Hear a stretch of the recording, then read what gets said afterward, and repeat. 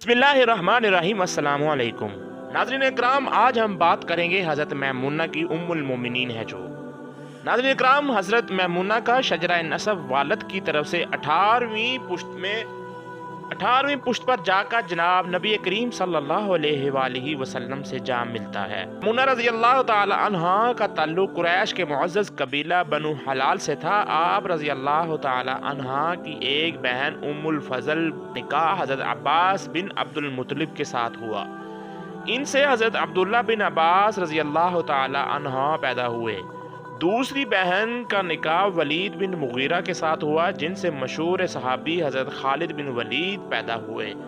हज़रत मैमूना का पहला निकाह मसूद बिन उमर बिन अमैर सकी के साथ हुआ। उसने सैयदा मैमूना को तलाक दे दी।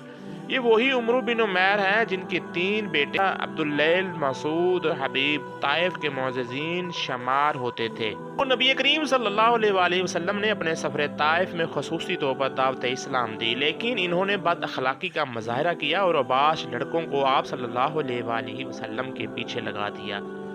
माह ज़िलक़द 7 हिजरी को आप सल्लल्लाहु अलैहि वसल्लम मक्का मुकरमा तशरीफ़ ले गए। इसे उम्रा उल क़ज़ा कहा जाता है। इससे 1 साल पहले ज़िलक़द 6 हिजरी में आप सल्लल्लाहु अलैहि वसल्लम ने एक ख्वाब देखा कि मैं मदीना मुनव्वरा से मक्का गया हूँ, वहाँ मैंने बैतुल्लाह का तवाफ़ किया है। सहाबा कराम से इस ख्वाब का जिक्र फरमाया। सहाबा कराम ने भी इसी ख्वाहिश का इजहार किया कि हम भी आपकी मैयस में शर्फ़े हमराई चाहते हैं।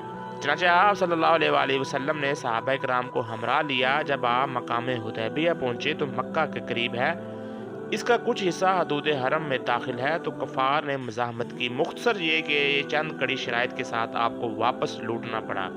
इनमें एक शर्त ये भी थी कि आइंदा साल उम्रा के लिए तशरीफ़ लाएं और जितने दिन अहले मक्का चाहें आप वहाँ रह सकते हैं। असले के बगैर आना है, हाँ सिर्फ तलवारें लाने की इजाज़त होगी और वो भी मयान में होगी। आप सल्लल्लाहु अलैहि वसल्लम ने 7 हिजरी को तशरीफ़ दोबारा लाए। आप सल्लल्लाहु अलैहि वसल्लम के हमरा सिर्फ वो सहाबा इकराम तशरीफ़ लाए जो सुलह हुदैबिया में आपके साथ शरीक थे। आप सल्लल्लाहु अलैहि वसल्लम उम्रा को अदा फरमा चुके थे और मक्का मुकरमा ही में तशरीफ़ फरमा थे, तो हज़रत अब्बास ने नबी करीम से अर्ज़ की कि या रसूलुल्लाह, आप मैमूना को अपने रिश्ता अज़वाज में जोड़ लें। चूँकि सैयदा मैमूना की बहन उम्मुल फज़ल हज़रत अब्बास की अहलियाँ थी, तो आप रज़ी अल्लाह ताला अन्हो ख़ानदानी तौर पर सैयदा मैमूना को अच्छी तरह जानते थे और आप रज़ी अल्लाह ताला अन्हो के आला अखलाक और करदार से खूब वाकिफ़ थे। इसलिए नबी करीम सल्लल्लाहु अलैहि वसल्लम से गुजारिश की कि आप इनसे निकाह फरमा लें। आप सल्लल्लाहु अलैहि वसल्लम ने कबूल फरमा लिया। हज़रत अब्बास ने 400 दिरहम हक महर के अवज़ आपका निकाह कर दिया। सुलह हुदैबिया की शराइत में एक ये भी थी कि मुसलमान सिर्फ 3 दिन मक्का में रहेंगे। शर्त के मुताबिक मुद्दत क़याम भी पूरी हो चुकी थी।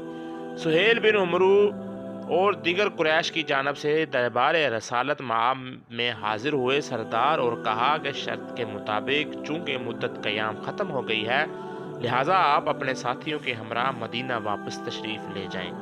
आप सल्लल्लाहु अलैहि वसल्लम ने में शिरकत के लिए इन्हें कहा, लेकिन उन्होंने बात मानने से यकसर इनकार कर दिया। चनाचे आप सल्लल्लाहु अलैहि वसल्लम ने सहाबा इकराम को रवानगी का हुक्म दिया और ख़ुद भी मक्का से चल पड़े। इस दौरान आप सल्लल्लाहु अलैहि वसल्लम ने अपने आज़ाद करदा ग़ुलाम हज़रत अबू राफ़े को हुक्म दिया कि वो सैयदा मैमूना को मक्का से हमारे काफ़िले तक पहुँचाएँ। अबू राफ़े रज़ी अल्लाह ताला अन्हा सैयदा मैमूना को मुकर्रर मकाम सरफ से आप सल्लल्लाहु अलैहि वसल्लम ने 400 दिरहम हक महर अदा किया। इस निकाह के फौरी बाद मुनाफिकीन मक्का ने हजूर सल्लल्लाहु अलैहि वसल्लम के मदीना पहुंचने से पहले ये खबर फैला दी कि नबी मुकर्रम ने 2 बहनों से निकाह किया है। ये बात इसलिए फैलाई गई कि हज़रत मैमूना की माँ शरीक बहन हज़रत ज़ैनब बिनत खज़ीमा रज़ी अल्लाह ताला अन्हा पहले से ही हुजूर से रिश्ता अज़वाज में मुंसलिक थी। कुरान करीम और अहादीस में एक फ़िकी मसला है कि कोई शख्स 2 बहनों को निकाह में इकट्ठे नहीं रख सकता, ख्वाह वो सगी बहनें हों, माँ शरीक हों या बाप शरीक हों। नाज़रीन ग्रामी, इस मसले का जवाब ये है कि इस्लामी शरीयत में बैक वक्त दोनों का निकाह में एक साथ जमा नहीं किया जा सकता। हाँ, अगर इन बहनों में से एक का निकाह बाकी ना रहे, ख्वाह इसकी वजह तलाक हो या औरत का फोत होना, تو دوسری بہن سے نکاح کیا جا سکتا ہے، بیک وقت دونوں کو ایک ساتھ نکاح میں جمع کرنا حرام ہے۔ نبی کریم نے ام المومنین سیدہ زینبہ سے پہلے نکاح فرمایا، پھر ان کی وفات کے بعد ام المومنین سیدہ میمونہ سے نکاح فرمایا۔ یہ تو آپ کے علم آ چکا ہے کہ سیدہ میمونہ کا پیدائشی نام برہ تھا، جیسے آپ صلی اللہ علیہ وآلہ وسلم نے تبدیل فرما کر میمونہ رکھ دیا۔ میمونہ کا مطلب ہوتا ہے باعث برکت۔ آپ صلی اللہ علیہ وآلہ وسلم کے پیش نظر اس نام کو منتخب کرنے کی کئی پوشیدہ حکمتیں بھی ہوں گی، لیکن جو ظاہر ہے وہ یہ ہے کہ صلح حدیبیہ کے اگلے سال آپ نے عمرہ کی ادائیگی کے لیے مسلمانوں کے ساتھ شان و شوکت اور دین اسلام پر جان نثاری نے اہل مکہ پر بہت گہرے اثرات مرتب کیے۔ کفار و مشرکین مکہ کا زور ٹوٹ چکا تھا، صرف چند بدگمانیاں باقی تھیں۔ انہیں صاف نظر آ رہا تھا کہ اگر اہل مکہ کے ساتھ مسلمانوں کا مزید کچھ میل جول اور رہا تو سارے مکہ والے اسلام قبول کر لیں گے۔ غالباً یہی وجہ تھی کہ صلح حدیبیہ میں کفار کی طرف سے یہ شرط بطور خاص تھی کہ آئندہ سال مسلمان 3 دن کے اندر اندر عمرہ کر کے واپس چلے جائیں۔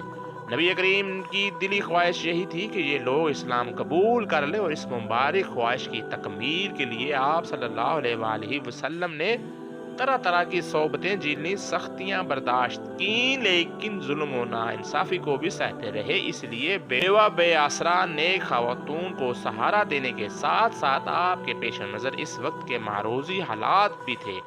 آپ سمجھتے تھے کہ اس نکاح سے فوائد و ثمرات میں اہل مکہ کے با اثر شخصیات کے علاوہ اہل نجد کے لوگ بھی اسلام کے قریب آ جائیں گے۔ اسلامی اخلاق و تعلیمات کے قریب سے مشاہدہ کریں گے تو جو بدگمانیاں اذہان و قلوب میں گردش کر رہی ہیں وہ ختم ہو جائیں گی۔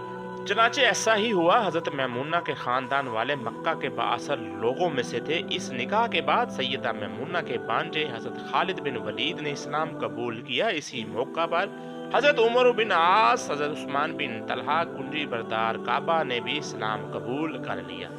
دوسری طرف اہل نجد کے سردار زیاد بن مالک الحلالی، جو کہ سیدہ میمونہ کا بہنوئی تھا، جب اہل نجد کو اپنے قبیلے کے ساتھ رسول اللہ کی ایک طرح کی قرابت داری کا علم ہوا تو وہی لوگ جنہوں نے کبھی دھوکے کے ساتھ 70 مبلغین اسلام کو شہید کرنے کا سنگین جرم کیا تھا، اب وہی لوگ حضور صلی اللہ علیہ وآلہ وسلم کے حامی بن گئے اور مسلمان ہو کر اہل اسلام کے اجتماعی قوت میں اضافے کا سبب بنے۔ اس نکاح کے ذریعے یہ تھیں کہ وہ بنیادی حکمتیں جو رسول اللہ کے پیش نظر تھیں، اس کے علاوہ اور بھی کئی ہوں گی جن کا علم اللہ اور اس کا رسول کے پاس ہے۔ آپ رضی اللہ تعالیٰ عنہ نے دین کی تعلیم کو امت تک پہنچانے میں بہت بڑا کام کیا۔ گھریلو مسائل، خانگی امور میں حضور کی تعلیمات سے روشناس کرایا، بالخصوص خواتین سے متعلق اکثر و طہارات اور پاکیزگی کے مسائل سے احادیث مبارکہ میں آپ کے حوالے سے مذکور ہے۔ ایک مرتبہ سیدہ میمونہ کے بانجے حضرت عبداللہ بن عباس اس حالت میں تشریف لائے کہ آپ کے بال بکھرے ہوئے تھے۔ ام المومنین سیدہ میمونہ نے اس کی وجہ پوچھی تو فرمانے لگے، مجھے ام عمار کنگا کرتی ہیں، لیکن یہ دن ان کے پاک ان کے کروڑوں درجات بلند فرمائے اور ان کے مقام و مرتبے کی فضیلت سے ہمیں ہماری ماؤں و بہنوں کو بھی ان کے نقش قدم پر چلنے کی توفیق عطا فرمائے۔